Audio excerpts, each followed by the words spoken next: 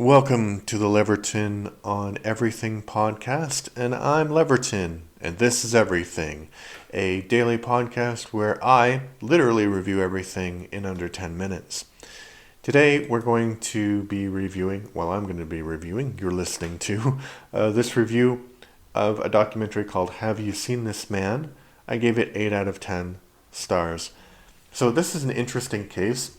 It's the story of one of the biggest bank frauds in American history, and also one of the strangest fugitive cases in American history. I didn't know anything about the real life events behind this documentary series, so I won't say exactly what happens as to not ruin the surprise for anybody who decides to watch this. I think it's generally well done, and because it comes from a more traditional news source, I think it's generally well done because it comes from a more traditional news source. It was produced by ABC News. It doesn't have the same sort of production values as a Netflix true crime documentary series, but to be honest, those can sometimes get a bit repetitive.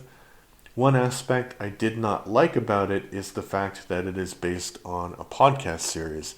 There's nothing wrong with that, but each episode has unnecessary shots of the host of the podcast sitting in a sound booth recording her lines for the podcast.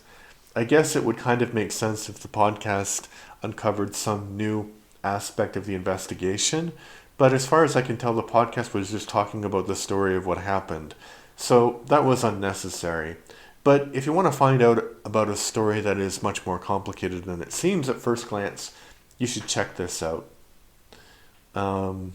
Yeah.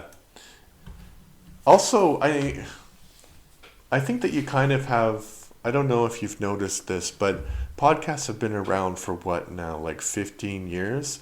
And you still have people, older people, who are writing content that don't understand the appeal of podcasts.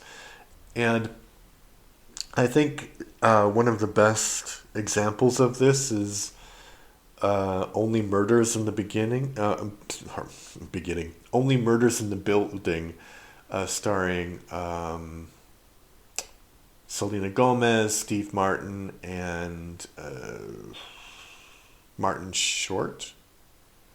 Yeah, so basically I think somebody of the age of Steve Martin and Martin Short actually wrote it, because it's like, oh, this podcast, and then the podcast has groupies, and like they treat a podcast like it was a TV show, and also that it's some weird and strange thing to be doing, whereas, everyone has a podcast, unfortunately or fortunately, I don't know. So I think that this documentary is an example where they were like, oh, people are not going to know that she has a podcast unless we literally show her, recording lines for her podcast, which is weird because they don't, maybe sometimes they do, but if you're interviewing a journalist from the New York Times, you don't have to have establishing shots of that person sitting at a desk at the New York Times. It's very strange. One thing that's not strange is, so I said that most everybody has a podcast, but I have 3.